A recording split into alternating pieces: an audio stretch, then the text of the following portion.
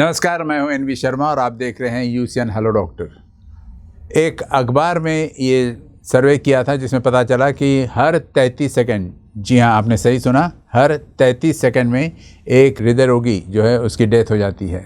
काफ़ी चौंकाने वाली खबर है, लेकिन आखिर ऐसा होता क्यों है और अगर हमने सही समय पर सही इलाज कर लिया तो शायद इससे हम बाहर आ सकते हैं। वो कैसे, इसके बारे में अधिक जानकारी हासिल करने के लिए आज हमने माधोबाग हॉस्पिटल कोंडाली के ओपीडी हेड डॉक्टर गौरव शेलके को यहाँ आमंत्रित किया, जो हमें समझाएंगे कि हार्ट क्या है, हार्ट में कौन कौन सी बीमारियाँ हो सकती है और उसका इलाज कैसे किया जा सकता है। Welcome sir to this show. नमस्कार सर, जैसा मैं इंट्रो में बता रहा था कि हर 33 सेकंड में एक व्यक्ति की मौत हो जाती है हार्ट से, और शायद हो सकता है हम आगे चलकर हार्ट डिजीज़ के बारे में लीडिंग कैपिटल बन जाएंगे वर्ल्ड के। तो आखिर ऐसा हो क्यों रहा है सर? हाँ, जैसा कि हम लोग जानते हैं कि हार्ट तो भगवान ने सबको दिया हुआ है और बेसिकली जो डेथ का रीज़न होता है वो कार्डियक अरेस्ट या मायोकार्डियल इन्फेक्शन या कार्डियक अरेस्ट में ही हार्ट पूरा बंद हो जाना, ये प्रमुख कारण होते हैं डेथ होने के। अब यहाँ पे ये समझना ज़रूरी है कि हार्ट को अगर मुझे बचाना है तो हार्ट का पहले फंक्शन या कैसा हो रहा है पहले ये जानना ज़रूरी है, और हार्ट को आने वाले भविष्य में कितनी रिस्क है वो जानना ज़रूरी है। तो ये होता क्यों है? क्योंकि आजकल की हमारी लाइफस्टाइल काफ़ी बिगड़ चुकी है, और लाइफस्टाइल में सबसे बड़ा है stress factor, lack of exercise और हमारा खान पान। ये सारी चीज़ों की वजह से हमें ये हृदय रोग की बीमारियाँ जल्दी चढ़ती है। पहले हम देखते थे कि हमें 40 के बाद या 60 के बाद ही ज़्यादातर ये समस्या होती थी, और आजकल 40 के पहले भी बहुत लोगों को हृदय रोग से समस्या काफ़ी उत्पन्न हो रही है। तो मैं बताना चाहूँगा यहाँ पे कि हृदय रोग को अगर आपको सही समय पे जांच करके आप पता कर सकते हो तो आप उससे बच सकते हो। जी सर, जितने हार्ट स्पेशलिस्ट आते हैं इस प्रोग्राम में, मैं उनसे एक क्वेश्चन ज़रूर पूछता हूँ और आपसे भी पूछूंगा मैं कि वो heart attack, cardiac arrest, heart failure, ये सब एग्जैक्टली होता क्या है? बिल्कुल, तो कोई भी बीमारी आप पकड़ लो तो हार्ट की दो ही बेसिक कैटेगरी में पाया जाता है।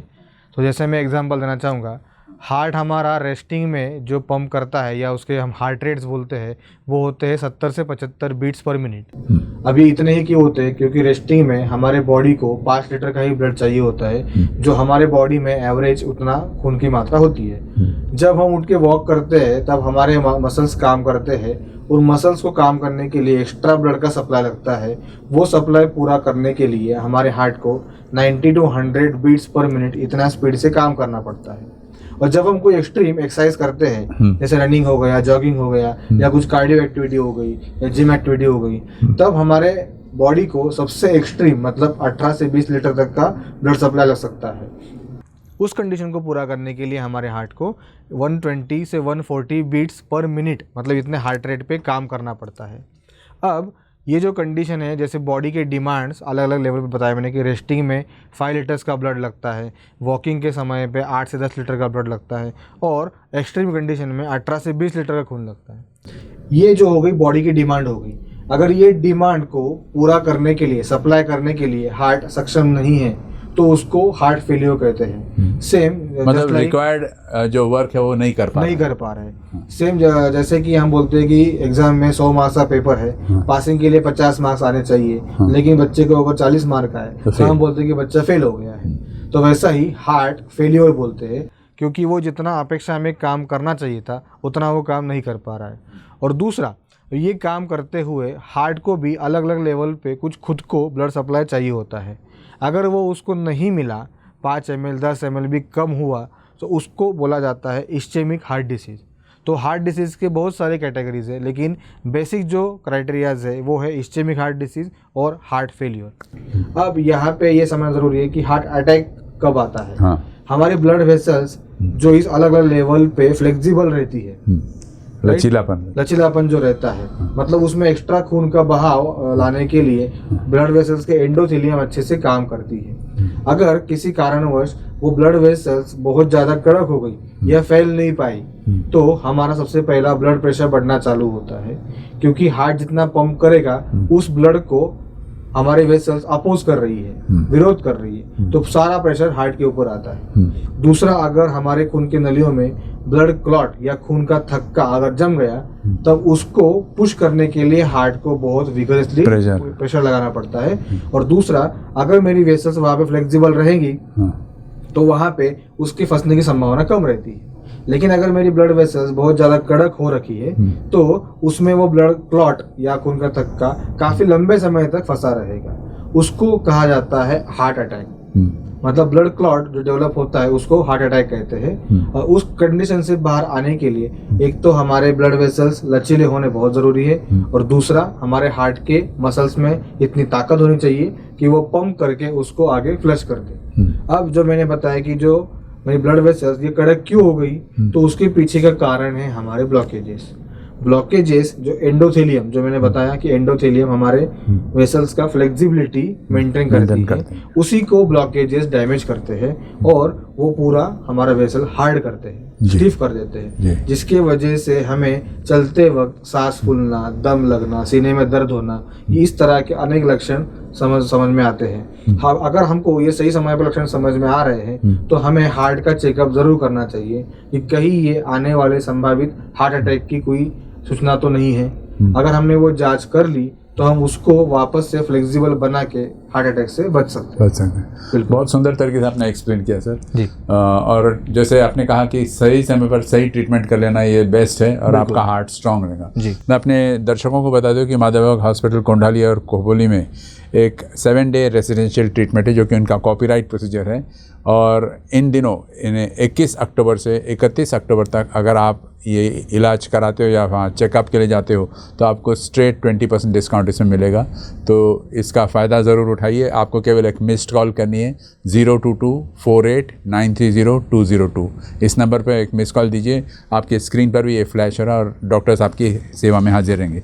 सर, आपने कहा कि सही समय पर सही टेस्ट कराना बहुत ज़रूरी होता है। आपका जो हॉस्पिटल है माधवबाग हॉस्पिटल, ये एक completely Ayurvedic based research centre और ट्रीटमेंट सेंटर है, तो यहाँ पर कौन से टेस्ट होते हैं? बिल्कुल, हार्ट अटैक से अगर बचना है तो सबसे पहले मेरे हार्ट की कार्यक्षमता जानना ज़रूरी है और उसको फ्यूचर में कितना रिस्क है वो जानना ज़रूरी है। उसी टेस्ट का हमने कंबाइन नाम दिया है कार्डियक रिस्क असेसमेंट। उसमें सबसे पहला बेसिक चीज़ होती है पल्स रेट यानी हार्ट रेट।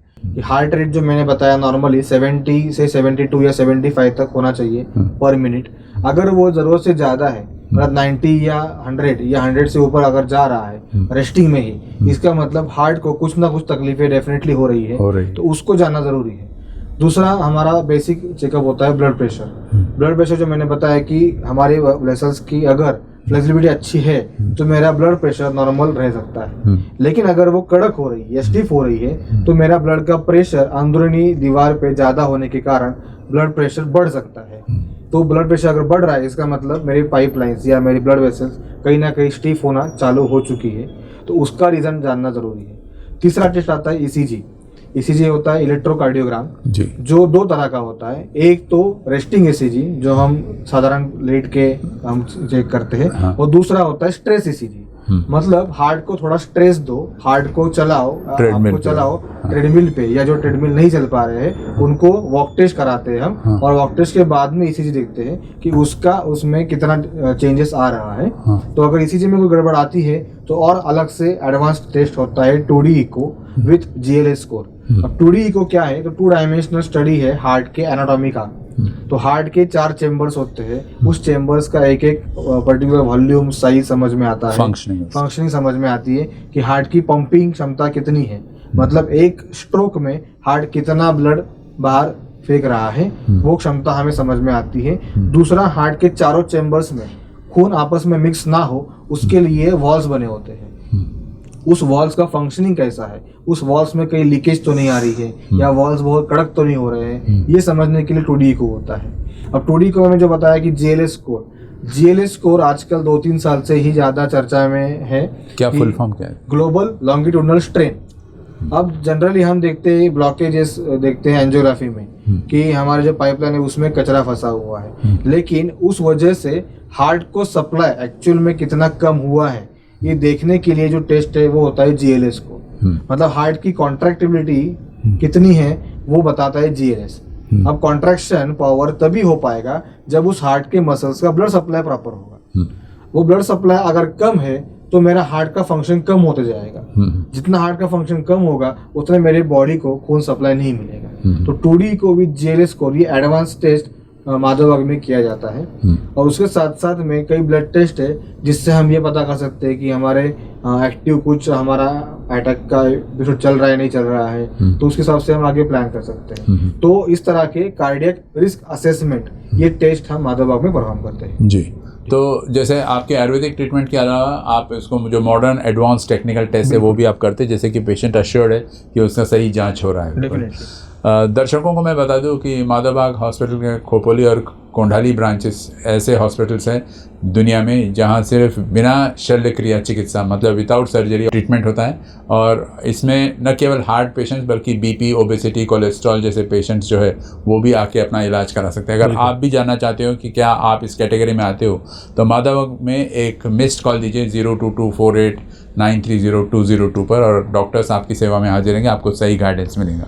आपने बड़ा सुंदर बताया सर कि जो ट्रीटमेंट एडवांस ट्रीटमेंट टेस्ट जो आप करते हो जिससे कि अश्योर्ड हो जाता है पेशेंट कि उसका सही इलाज हो रहा है जी। मैं जानना चाहता कि इस समय से ये एक पेशेंट ब्लॉकेज पेशेंट है और वो ब्लॉकेज पेशेंट जो है उसको सजेस्ट किया कि आप एंजियोग्राफी कराइए और या एंजियोप्लास्टी से या बाईपास कराइए, तो क्या ये पेशेंट भी ऐसे पेशेंट भी आपके माधवबाग में जो 7 डे रेजिडेंशियल ट्रीटमेंट है उसका लाभ उठा सकते हैं? बिल्कुल। तो बेसिकली माधवबाग का यही प्रिंसिपल है कि पेशेंट को हर तरीके से मदद करनी है। बहुत बार पेशेंट्स जैसे अभी हम आज भी देखते हैं कि अगर 100 पेशेंट एंजियोग्राफी करते हैं तो उसमें से केवल 30% लोग ही एंजियोप्लास्टी या बाईपास का ऑप्शन चुनते हैं, क्योंकि बहुत लोगों को हमारे खुद के शरीर के साथ में कोई खिलवाड़ पसंद नहीं होता है, चीराफाड़ी या सर्जरी करना पसंद नहीं होता है। लेकिन बहुत बार उनके पास सेकंड ऑप्शन अवेलेबल नहीं होता कि मुझे नॉन सर्जिकल कोई ऑप्शन है क्या। अगर कोई वो सर्च करता है नॉन सर्जिकल तो मुझे बताने में खुशी होती है कि माधवबाग का ये टॉप में नाम आता है कि नॉन सर्जिकल अगर आपको ट्रीटमेंट चाहिए हार्ट डिसीज का तो सबसे पहला माधवबाग का जिक्र होता है। और ऐसे कई रिसर्च पेपर पब्लिश हो चुके हैं कि जैसे कि हार्ट का जो पंपिंग कम हो चुका है, इसको हम इजेक्शन फ्रैक्शन बोलते हैं, जो कम हुआ है वो बढ़ा के दिया हुआ है पेशेंट्स को। उसके बाद में हार्ट का जो इस्चेमिक हार्ट डिसीज मतलब सीने में दर्द लगातार बना रहता है, जैसा मैंने जीएलएस स्कोर बताया, तो जीएलएस के पहले एक परफ्यूजन स्टडी आता था, मतलब हार्ट के मसल्स का सप्लाई चेक करने का टेस्ट, वो भी हमने सुधार के दिया हुआ है। ऐसे कई सारे रिसर्च बेस्ड ट्रीटमेंट हम पेशेंट्स को देते हैं जिससे पेशेंट को ये सुविधा मिलती है कि मुझे 100% डेफिनेटली श्योर शॉट ये ट्रीटमेंट पॉसिबल है और ब्लॉकेजेस का मैं नॉन सर्जिकल ट्रीटमेंट ले सकता हूँ। मतलब एक रैशनलिस्टिक ट्रीटमेंट है। बिल्कुल बिल्कुल। और एंजियोग्राफी मैं बताना चाहूँगा कि 2 तरह की एंजियोग्राफी अभी मार्केट में है। जैसे पहले एक होता है क्लासिकल एंजियोग्राफी जिसको हम कैथेटराइज एंजियोग्राफी बोलते हैं, जिसमें हम देखते हैं कि कितना परसेंटेज ऑफ ब्लॉकेजेस है। अब यहाँ पे ये विजुअलाइजेशन कैसा होता है मैं आपको थोड़ा सा एग्जांपल देता हूँ कि जैसे हम ट्रेन देखते हैं पटरी पे जा रही है, तो हमको जब तक वो पटरी पे दिख रही है तब तक हमें विश्वास होता है कि वो अवेलेबल है, सही है। लेकिन वो टनल से जब जाएगी, हाँ। टनल से क्रॉस होगी तब हमको वो दिखाई नहीं देती, और जब टनल से दूसरे शोर से जब बाहर आती है तो वापस हमको दिखाई देती है। मतलब जितना पोर्शन टनल का है उतना हमारा विजन ब्लॉक हो गया या कैमरे का विजन ब्लॉक हो गया है। तो उस चीज का मतलब ये नहीं है कि ट्रेन वहां पे गायब होती है या पूरा रुक जाती है। इसका मतलब ये कहीं ना कहीं अंदर स्पेस है जिसके वजह से वो ट्रेन आगे से निकल रही है। सेम चीज क्लासिकल एंजियोग्राफी में जहाँ पे वो डाई पुश होता है कैथेटर से, तो जहां जहां वो क्लियर विजन दिख रहा है वहां पे ब्लॉकेजेस नहीं है। लेकिन अगर वो ब्लॉकेज के पैच के नीचे से अगर पास हो रहा है तो वो कैमरा को विजुअलाइज नहीं उस समय तक वो बिल्कुल, तो उतने लेंथ तक वो पर्टिकुलर लेंथ तक वो विजुअलाइज नहीं होता है। उस लेंथ को बोलते हैं प्लाक या ब्लॉकेजेस। अब वहां पे देखना क्या जरूरी है कि वो डाई अगर दूसरे शोर से बाहर आ रहा है तो मुझे ये देखना है कि उसकी वो लेंथ कितनी है, उसकी हाइट कितनी है और उसकी विड्थ मोटाई कितनी है। अगर ये मैंने तीनों कैलकुलेट की तो उसका सीधा हिसाब आता है mathematical length into height into width is equal to volume. तो mm³ में ये वॉल्यूम निकल सकता है। और ये तीनों चीज छोड़ के जो चीज बची है, जो स्पेस बची है, उसको बोलते हैं ल्यूमेन। तो ल्यूमेन का भी एनालिसिस हो सकता है। इसको बोलते हैं वॉल्यूमेट्रिक एनालिसिस। तो ऐसा कोई टेस्ट अगर होता है तो वो सिटी एंजियोग्राफी में प्रेफरेबली होता है, जो कि आजकल एडवांस टेस्ट है। मतलब एक्यूरेटली आप लोग डिसाइड कर सकते हैं कितना परसेंटेज ब्लॉकेज है। एग्जैक्टली तो वो mm³ में निकलता है, तो एक्चुअल ऑक्यूपेंसी अंदर ब्लॉकेज की कितनी है वो समझ आती है। तो सबसे पहला जो डर है पेशेंट का वही दूर हो जाता है कि जो मुझे 90% या 100% ब्लॉकेज दिखा रहे हैं तो वो एक्चुअल में कितने हैं। उसके बाद में पेशेंट डिसीजन लेने में आसान हो जाता है कि मुझे सच में एंजियोप्लास्टी या बाईपास की जरूरत है या नॉन सर्जिकल मुझे ऑप्शन करना है। और यही ब्लॉकेजेस को रिवर्स करने के लिए माधव बाग ब्लॉकेज मैनेजमेंट प्रोग्राम ये चलाती है। ये पंचकर्मा ट्रीटमेंट 7 डेज का है, जिसमें हम पेशेंट्स को 3 महीने तक का टास्क देते हैं, जिसमें डाइट, एक्सरसाइज और पंचकर्मा थेरेपीज और हमारा लाइफस्टाइल मॉडिफिकेशन, रेगुलर मॉनिटरिंग, इस तरह के हम प्रिंसिपल्स उनको अपना के उनको ट्रेनिंग देते हैं। और 3 महीने बाद हमने कुछ रिसर्च जो की है उसमें पता लगा कि 3 महीने अगर पेशेंट ये फॉलो कर रहा है तो उनके ब्लॉकेजेस का वॉल्यूम 30 to 40% तक कम हो गया है। अच्छा। और ये सारे एविडेंस हमारे पास अभी अवेलेबल है और जल्दी हम ये पब्लिश भी करने वाले हैं। मतलब आप डाटा बेस्ड बोल रहे हो। बिल्कुल, सारी बातें सर ने जैसा बताया कि एडवांस टेस्ट ट्रीटमेंट है और माधव बाग के 7 डे रेजिडेंशियल ट्रीटमेंट में न केवल हार्ट बल्कि बीपी, कोलेस्ट्रॉल, ओबेसिटी जैसे समस्याओं का भी निवारण हो सकता है जी। ऐसी एक पेशेंट का मनोगत सुनेंगे हम और फिर आगे बढ़ेंगे। Can we have the video please. मेरा नाम दुर्गादास छोटेलाल नायक, रहना मोमिनपुरा, नागपुर, उम्र 57 साल। मुझे 96 से शुगर और बीपी का प्रॉब्लम हो गया था। मेरा शुगर हमेशा 300 के आसपास रहता था, बीपी 180। वैसा मेरा इलाज चलते रहा। अचानक 2017 में मुझे अटैक आ गया, जो मुझे यहाँ पर एक हॉस्पिटल में भर्ती किया गया। वहाँ उन्होंने मुझे एंजियोग्राफी किया और एंजियोग्राफी करने के बाद में तुरंत मुझे ऑपरेशन करने की सलाह दी है। बोले आपका ओपन हार्ट करना पड़ेगा, आप बहुत सीरियस हो। तो मैंने उनसे कहा कि सर मैं अभी तो ऑपरेशन करा नहीं सकता, मुझे 15-20 दिन का मोहलत दिया जाए। तो वो बोले साहब बोले आप 10-15 दिन की क्या बात कर रहे हैं, आप तो 15 मिनट भी नहीं चल सकते, ऐसी आपकी कंडीशन है। फिर मेरे परिवार वालों को बुलाया गया, फिर उनसे बोला गया कि इनका इमरजेंसी है, ओपन हार्ट ऑपरेशन करना पड़ेगा। इनको एक 100% ब्लैकेज है, 2 90% ब्लैकेज है, ऐसा इनका 3 ब्लैकेज है। फिर दूसरे दिन ही हम लोग को माधव बाग का मालूम था। हमारे बहनों ने आज से 5 साल पहले इलाज करवा चुके थे, वो बढ़िया थे, तो उनका देख के फिर हम लोग माधव बाग गए। फिर उन्होंने मुझे 21 दिन का किट दिए और डेली मेरे से शाम को रिपोर्ट लेते थे वो कि वेट कितना कम हुआ, आज शुगर कितनी है, बीपी कितनी है। तो ऐसा करते 18-19 दिन मेरे निकले। उसके बाद उन्होंने मुझे माधव बाग बुलाया, वहाँ मुझे एडमिट किया। एडमिट करने के बाद में वहाँ 7 दिन रहा। 7 दिन में बिल्कुल बढ़िया हो गया, अच्छा हो गया मैं वहाँ पर। और अभी करीब 2 साल करीब हो गया, एकदम फिट है। उसके बाद में फिर मुझे पीलिया हो गया था। पीलिया के बाद में मेरे लीवर में पानी भर गया था, वो भी माधव बाग से ही मेरा ठीक हुआ। और शुगर ही मेरा भी एकदम नॉर्मल रहता है, बीपी भी एकदम नॉर्मल रहता है। जिस समय मेरे अटैक आया था उस समय में मेरा वजन 68 किलो था, अभी मेरा 50 किलो वजन है। अभी एक ज़िंदगी भगवान ने दिया, दूसरी ज़िंदगी मुझे माधव बाग से मिली। सर आपने कहा कि फाइट जो हार्ट के जो डिजीज़ है उसको फाइट करने के लिए मॉडर्न मेथड्स वगैरह होते हैं। अक्सर माधव बाग से जब डॉक्टर्स आते हैं तो एक बात पर जोर देते हैं, स्ट्रेस देते हैं, VO2 मैक्स। बिल्कुल। तो VO2 मैक्स क्या है, नंबर 1। नंबर 2 इसकी लिमिट्स कितने होने चाहिए, और क्या आपका जो पंचकर्मा ट्रीटमेंट है या 7 डे रेजिडेंशियल ट्रीटमेंट है उससे VO2 मैक्स इम्प्रूव हो सकता है किसी व्यक्ति का? बिल्कुल। अब यहाँ पे मैं एक चीज़ बताना चाहूँगा, एक्सप्लेन करना चाहूँगा। जैसे हमारे पास बाइक होती है, बाइक में रिजर्व का नॉब होता है। रिजर्व का नॉब इसलिए होता है कि एक लेवल पे पेट्रोल जब खत्म होता है तो हमें अंदाजा होता है कि मेरे पास अभी 1.5 लीटर रिजर्व है या 2 लीटर का रिजर्व है, तो मुझे इतने किलोमीटर पे जाके कम से कम पेट्रोल भराना चाहिए। वैसा ही अगर हार्ट अटैक आता है या हार्ट के पास कोई इमरजेंसी क्रिएट होती है तो हार्ट के पास कुछ ना कुछ तो रिजर्व होना चाहिए। वो रिजर्व मतलब ही होता है हमारा VO2 मैक्स, मतलब हार्ट को इमरजेंसी फाइट करने की क्षमता देने वाला रिजर्व जो है वो VO2 मैक्स। अब ये कैसे पता करते हैं, जो मेड्स वैल्यू होती है वो मेड्स वैल्यू का ही ये कैलकुलेशन है कि VO2 मैक्स कितना होना चाहिए। मेल जो रहते हैं पुरुषों में ये 35 ml पर मिनट पर kg इतना होना चाहिए मिनिमम, इससे अगर ऊपर होता है तो बहुत बढ़िया। और फीमेल्स में एटलीस्ट 31 to 32 ml पर मिनट पर kg इतना VO2 मैक्स होना चाहिए।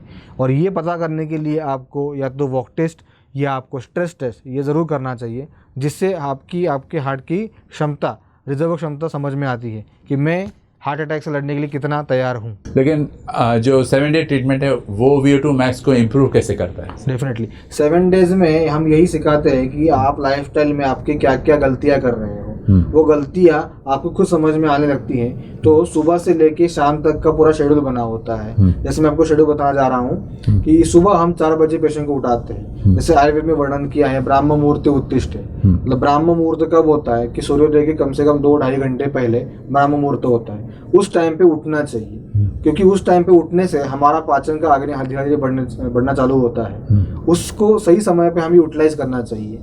इसीलिए पहले क्या करते हैं, वहाँ पे दिनचर्या प्रोसीजर कराते हैं। मतलब हमारे नाक की शुद्धि, आँख की शुद्धि, फिर गले की शुद्धि, ये सब दिनचर्या करते हैं। मुंह की शुद्धि, मुख शुद्धि, तो ये दिनचर्या में आता है। मतलब ब्रश करना या नाक में तेल डालना, नस्से बोलते हैं, या अंजन डालना, आंखों में अंजन डालते हैं। इस तरह के दिनचर्या क्रम करने के बाद में सुबह पेशेंट का मॉर्निंग वॉक किया जाता है। हमारे पास जो सर्कल है 160 मीटर्स का सर्कल रहता है, उसमें हम देखते हैं कि पेशेंट आधे घंटे में कितने राउंड लगा रहे हैं, डे 1।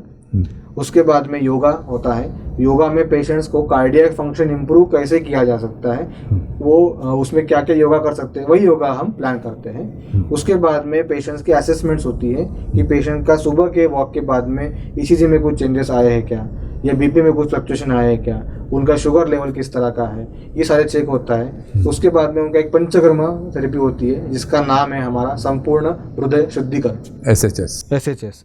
तो एक पंचकर्मा होने के बाद में दोबारा हम पेशेंट का वाइटल्स मॉनिटरिंग करते हैं कि BP पल्स कितना अभी है, स्टेबल है या बढ़ा हुआ या कम हुआ है, ये चेक करते हैं। उसके बाद में एक हवन होता है। हवन इसलिए होता है कि उसमें जो लकड़ियाँ यूज़ होती है नीम और आम की, जिसकी वजह से एक पॉजिटिव वाइब्स हमारे शरीर में आती है और स्ट्रेस लेके आता है हमारे पास पेशेंट काफ़ी सारा। तो स्ट्रेस रिलीज करने के लिए पेशेंट को हम वहाँ हवन पे बिठाते हैं, डिस्ट्रेस, बिल्कुल डिस्ट्रेस होने के लिए। उसके बाद में एक सात्विक भोजन होता है, और वो भोजन आपका जो खाना है वो उसमें प्रिंसिपल्स आपके अलग अलग रहते हैं। डायबिटीज़ के पेशेंट के लो ग्लाइसेमिक इंडेक्स का फूड रहता है, हार्ट पेशेंट्स के लिए ओरैक वैल्यूज़ का डाइट रहता है, BP के पेशेंट्स के लिए हमारे सोडियम पोटेशियम का बैलेंस वाला डाइट रहता है, और जो वेट लॉस के लिए खास कर आते हैं उनके लिए हाई फाइबर का डाइट रहता है। इस तरह के अलग अलग प्लान्स हम देते हैं पेशेंट्स को। खाने के बाद में एक सेशंस होते हैं, एजुकेशनल सेशंस।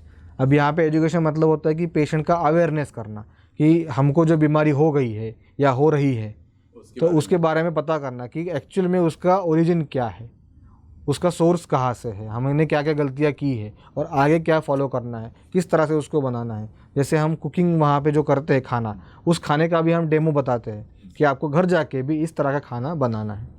वो सेशन होने के बाद में दोबारा हम पेशेंट का एक्सरसाइज करवाते हैं। अक्सर काफ़ी सारे पेशेंट्स को दिन में सोने की आदत होती है, तो दिन में सोने की आदत तोड़ने के लिए हमने वहाँ पे इंट्रोड्यूस किया है कि आपका आफ्टरनून का भी कुछ ना कुछ वर्कआउट होना ज़रूरी है, एंगेज करना, बिल्कुल पेशेंट एंगेजमेंट वो ज़रूरी है। उसके बाद में आपका दोबारा एक इवनिंग का एक पंचकर्मा होता है। वो पंचकर्मा में वापस से वही चिकित्सा संपूर्ण हृदय शुद्धिकरण। अब उसके प्रिंसिपल्स अलग अलग हो सकते हैं, किसी का सिर्फ डायबिटीज़ को लेके हो सकता है, किसी को ब्लॉकेजेस लेके हो सकता है, किसी का ओबेसिटी का, या किसी का थायराइड का। उसके बाद में इवनिंग में एक छोटा सा गेट टूगेदर होता है पेशेंट का। पेशेंट उसमें गाने गाते हैं या कैरम खेलते हैं या बैडमिंटन खेलते हैं या कुछ बॉल गेम्स खेलते हैं या संगीत रुचि म्यूजिकल चेयर्स, मतलब मेंटली रिलैक्स हो जाते हैं। तो 7 दिन में ये शेड्यूल हम फॉलो करते हैं ताकि पेशेंट को ये समझ आता है कि आपका जो छोटे मोटे चेंजेस अगर हमने किए लाइफ में तो बहुत सारा रिजल्ट अचीव होता है। और ये हम डे बाय डे चेक करते हैं कि आज से कल पेशेंट कितना वॉक कर रहा है, कितना वो अपना एक्सरसाइज कैपेसिटी बढ़ा रहा है। तो फाइनली 7 डेज में कम से कम TMT का हम देखें 2 मिनट का टाइम तो बढ़ने लगता है, और VO2 मैक्स भी उनका ऑटोमेटिक बढ़ना इम्प्रूव होता है। बिल्कुल, जैसे आपने कहा 35 ml तक for men and 30 ml male में 35 ml और फीमेल्स में 31 to 32 ml। मतलब ये अचीव होते हुए देखा आपने? बिल्कुल, डेफिनेटली। जी। मैं आपको ये भी बता दूं कि लैंसेट जैसे इंटरनेशनल जर्नल या फिर इंटरनेशनल जर्नल ऑफ कार्डियोलॉजी या ब्रिटिश मेडिकल जर्नल, ऐसे कई सारे नामी रिसर्च पेपर्स में माधव को इस बात के लिए जो सर बता रहे थे कि 7 डे रेजिडेंशियल ट्रीटमेंट या उनका कॉपीराइट प्रोसीजर है उसको मान्यता मिली है। और इससे न केवल जैसे हार्ट के पेशेंट्स बल्कि obesity, BP, cholesterol even joint pain वाले जो पेशेंट्स हैं इनका भी इलाज हुआ और सक्सेसफुल इलाज हुआ। अगर आप जानना चाहते हो कि क्या ये मेथड आपके लिए सूटेबल है तो आपको सिर्फ एक मिस्ड कॉल देनी है 022489300202 पर और डॉक्टर्स आपकी सेवा में हाजिर हो जाएंगे और इतना ही नहीं आपको सही गाइडेंस भी मिलेगा। सर एक बात पूछनी थी, जैसे कि एक पेशेंट का पता चला कि ब्लॉकेज हुआ है तो ऑब्वियसली वो उसको सजेस्ट किया जाता है कि एंजियोग्राफी करा लीजिए या फिर एंजियोप्लास्टी या बाईपास वगैरह से, तो क्या ऐसे पेशेंट्स भी माधोबाग में ये जो 7 डे रेजिडेंशियल ट्रीटमेंट है वो लेके उनका फ़ायदा होता है? डेफिनेटली।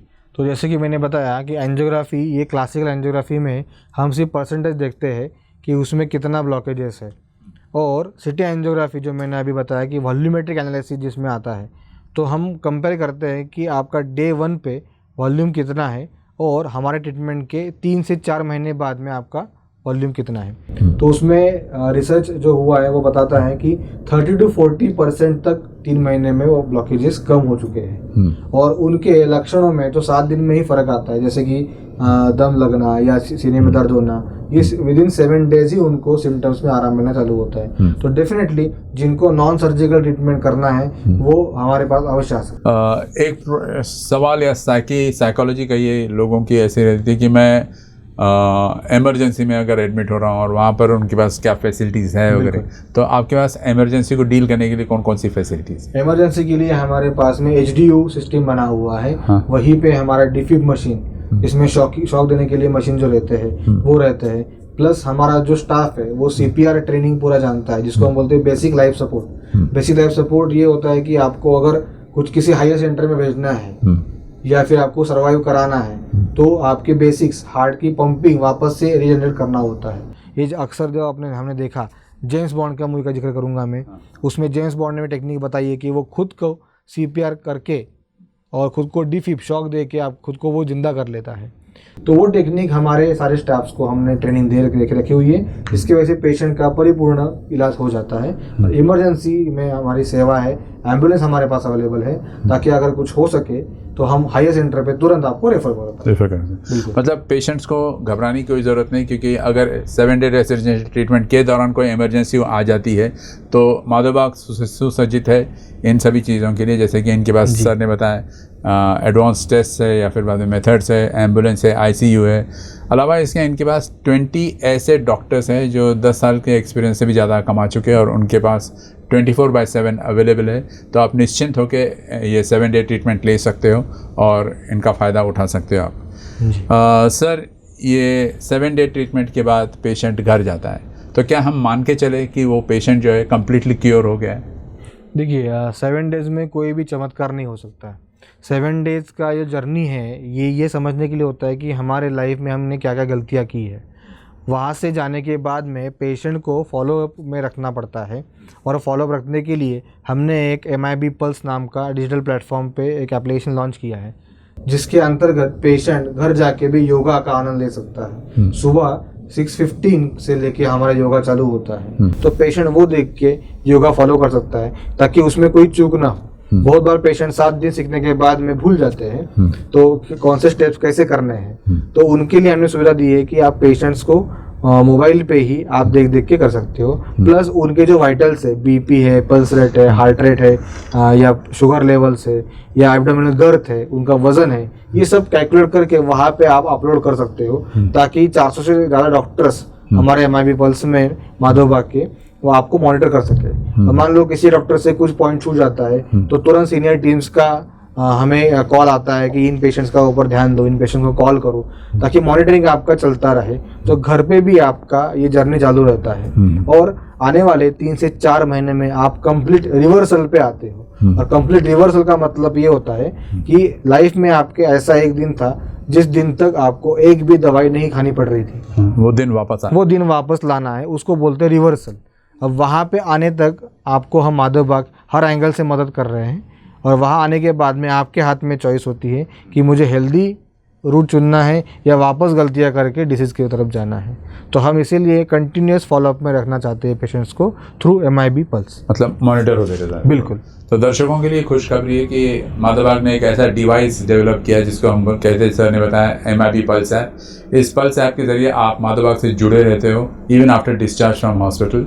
और जैसे सर ने कहा, इसकी खूबी ये है कि इसमें कम से कम 450 डॉक्टर्स आपको मॉनिटर करते रहते हैं, एक प्रकार से गाइडेंस देते रहते हैं। आपका एक्सपर्ट गाइडेंस जो उनका वो आपको पहुँचते रहता है। अलावा इसके इसमें 1000 ऐसे वीडियोस हैं जिसमें डाइट, एक्सरसाइज, योगा, मेडिटेशन या डिफरेंट टाइप की जो एक्टिविटीज़ है, जैसे सर ने बताया सुबह से शाम तक, वो सारे एक्टिविटीज़ के बारे में जानकारी रहती है। मतलब आप एक प्रकार से घर पहुंचकर भी माधवबाग से आप जुड़े ही रहते हो। ज़रूर इसका फ़ायदा है। आपको सिर्फ क्या करना है, डाउनलोड करना है इसको प्ले स्टोर में जाकर, और आपको कनेक्ट हो जाना है माधवबाग से। बाकी सब माधवबाग के डॉक्टर्स आपको हेल्प करते रहेंगे।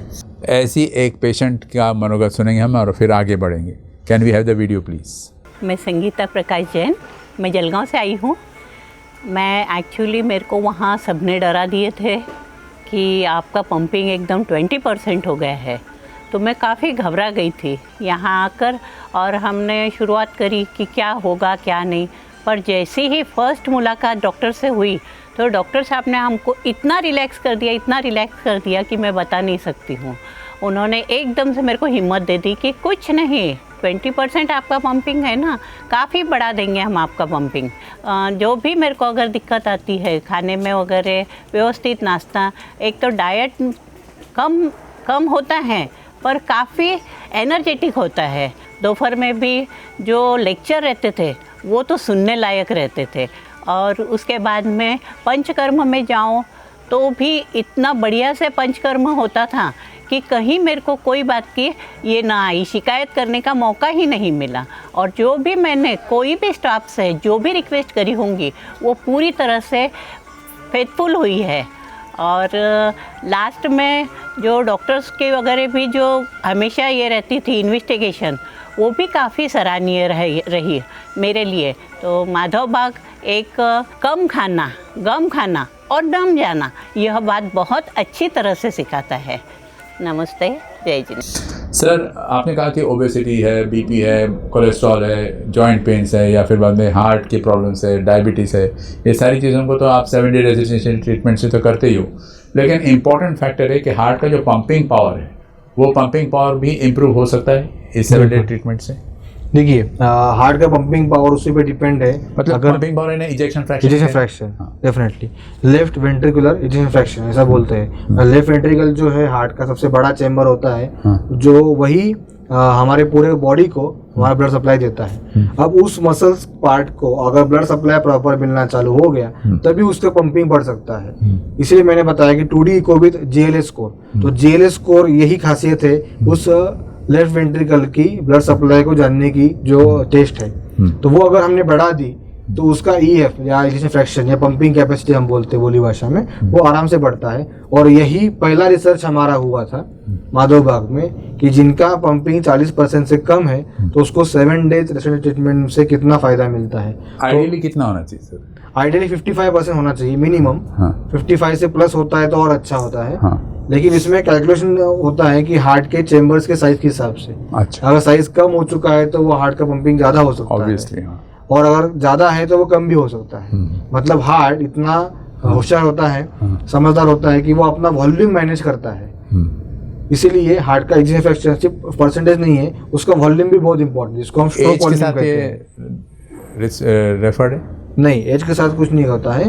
ये एज पर रिक्वायरमेंट होता है कि हार्ट की कैपेसिटी के ऊपर, और दूसरा बॉडी की आपकी एक्टिविटीज कितनी है उसके ऊपर उसका पंपिंग डिसाइड होता है। जनरली 55% ये आइडियल पंपिंग है, उसके ऊपर जितना होगा उतना अच्छा है, उससे कम होता है तो वो हार्ट फटीग में जा रहा है, हार्ट फेलियर में धीरे धीरे करके जा रहा है। तो आप प्रिलिमिनरी टेस्ट जब करते हो तो ये सब चेक कर लेते हैं, उसमें समझ में आता है कि हार्ट का बेसिक पंपिंग कितना है, और उसी को बढ़ाने के लिए हम 7 डेज का ट्रीटमेंट जो करते हैं। अब असेसमेंट हम डे 1 और डे 7 भी कर सकते हैं कि कितना इम्प्रूवमेंट हुआ। उसमें काफ़ी अच्छा इम्प्रूवमेंट दिखता है, लगभग 4 to 5% का इम्प्रूवमेंट हमें दिखाई दे देता है। और अगर हम 1 महीने बाद भी करते हैं तो ऑलमोस्ट 5 to 10% तक का भी इम्प्रूवमेंट दिखाई देता है। तो यस, लो इजेक्शन फ्रैक्शन जो पेशेंट होते हैं जिनका पंपिंग कम है हार्ट का, वो डेफिनेटली इस ट्रीटमेंट से बढ़ता है। एक और सवाल उठता है, मैंने शायद दर्शकों के मन में ये सवाल उठता होगा कि ट्रीटमेंट करना कोई इजी जॉब नहीं है, खासकर उसके पीछे जो खर्चे आते हैं। बिल्कुल। तो क्या माधवबाग ऐसे कोई संस्था से जुड़ी या इनका कुछ कॉन्ट्रैक्ट है जहाँ मेडिक्लेम या बाद में अदर फैसिलिटीज मॉनिटरीली हेल्प कर सकता है पेशेंट? बेसिकली माधवबाग का एक ब्रीद वाक्य है, व्हाट एवर इट टेक्स, मतलब जो हमें करना पड़े आपकी सहायता हम करते हैं, चाहे कुछ भी हो जाए। चाहे कुछ भी हो जाए। तो बहुत बार ऐसा देखा गया है कि पेशेंट के पास अभी इकट्ठा पैसे नहीं होते हैं, वो हमें किस्त में दे सकता है या इंस्टॉलमेंट में दे सकता है, तो उनके लिए हमने एक फाइनेंस फैसिलिटी प्रोवाइड की है जो 0% इंटरेस्ट पे पेशेंट को फाइनेंस प्रोवाइड करती है। तो पेशेंट को आसानी से वो मंथली पेमेंट पे आउट से आप भर सकते हैं, मतलब टाइप है आपका फाइनेंशियल। तो जिसकी वजह से इंटरेस्ट पार्ट पेशेंट को पे नहीं करना है। हाँ। दूसरा, मेडिक्लेम में कुछ कंपनियां हैं जो पूरा रीइंबर्समेंट हमें देती है, 100% रीइंबर्समेंट देती है, और कुछ कंपनियां जो है वो अप टू सम अश्योर्ड या सम अश्योर्ड का 20% या 10% या 5% इस तरह के रीइंबर्समेंट इशू देते हैं। तो उसमें कुछ प्रोसेस होती है, वो प्रोसेस समझने के लिए आपको हमारे जो इंश्योरेंस टीम है उनसे आपको बात करनी पड़ेगी कि क्या प्रोसेस फॉलो करना है ताकि आपको रीइंबर्समेंट टाइम पे और पूरा मिल सके। मतलब ये फैसिलिटीज है आपके? डेफिनेटली। एक आखिरी सवाल सर, क्योंकि समय क्या हमें कार्यक्रम रोकना होगा हमें। ये सारी चीज़ें आपने जो बताया बहुत सुंदर तरीके से समझाया, सब कुछ है, लेकिन क्या अवेयरनेस कैंप चलाते हो आप रेगुलरली ताकि और पीपल इन्वॉल्व हो जाए इसमें? बिल्कुल, अवेयरनेस कैंप में हम जनरली वर्कशॉप प्रोवाइड करते हैं। वर्कशॉप में हम यही बताते हैं कि माधवबाग में ब्लॉकेज का ट्रीटमेंट कैसे होता है, हार्ट का ट्रीटमेंट कैसा होता है, और हार्ट को जो नुकसान देने वाली बीमारियां हैं उसमें सबसे पहले नंबर पे आती है डायबिटीज़, दूसरा ब्लड प्रेशर, तीसरा मोटापा और चौथा थायराइड।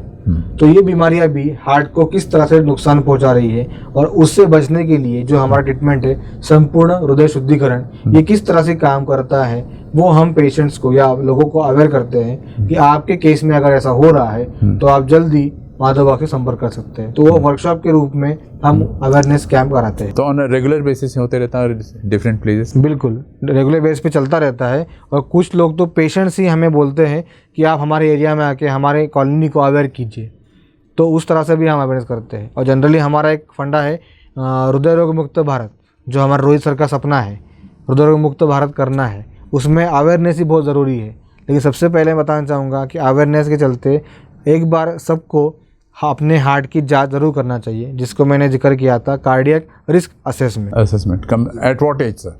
किसी भी एज में, एडल्ट एज में आपको करना ही चाहिए। एग्जांपल देता हूँ, कोई भी अगर आप आपका टर्म इंश्योरेंस निकालने जाओगे, 1 करोड़ तक का टर्म इंश्योरेंस में आपको कोई टेस्ट की ज़रूरत नहीं पड़ती है मेरे ख्याल से, लेकिन जैसा आपका वो अमाउंट बढ़ने लगता है तो आपको स्ट्रेस टेस्ट या TMT कंपलसरी आती है, क्योंकि अगर आपका कार्डियक फिटनेस अगर अच्छा है तो ही आपको कंपनी या टर्म इंश्योरेंस देती है। अगर आपको कार्डियक फिटनेस नहीं है, इसका मतलब आपका सर्वाइवल रेशो जो है वो कहीं ना कहीं डिस्टर्ब है, तो प्रीमियम आपका भरना पॉसिबल नहीं है, इसलिए TMT आपको एडवाइस की जाती है। तो TMT बहुत बेसिक, बहुत इंपॉर्टेंट टेस्ट है जो मुझे बताती है कि मेरा हार्ट कितने रिस्क पे है। अगर ये मैंने जान लिया तो मैं डेफिनेटली मेरे अच्छे लाइफ जी सकता हूँ और मुझे ज़्यादा लंबे समय तक हम जी सकते हैं। माधवबाग ने एक स्कीम जिसको कहते हैं फ्री हृदय स्वास्थ्य तंत्र, इसको लॉन्च किया है।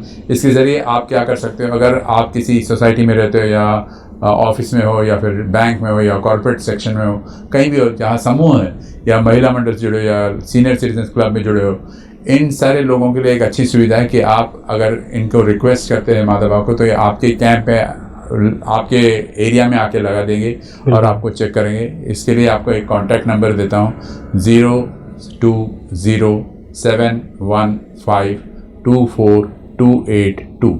इस पर अगर आप फ़ोन करते हो या मिस कॉल देते हो तो माधवबाग के जो स्कीम के जो पीपल इन्वॉल्व है वो लोग आपके एरिया में आके आपको अवेयरनेस कैंप के बारे में बताएंगे और अवेयर करा देंगे। अलावा इसके मैंने जैसे कहा है, इनका 21 अक्टूबर से 31 अक्टूबर तक एक कैंप चल रहा है जहां 20% डिस्काउंट मिलता है ट्रीटमेंट के जो चार्जेस है उस पर। और अगर आपको जानना है कि आप इस स्कीम में हो या नहीं, तो आपको एक मिस कॉल देनी है 02248930 पर। सर, आपने इतनी अच्छी जानकारी दी और उम्मीद करता हूँ कि पेशेंट्स जो है या फिर बाद में जो पीपल है इन जनरल इसका ज़रूर लाभ उठाएंगे। बिल्कुल। Thank you so much for coming here. Thank you.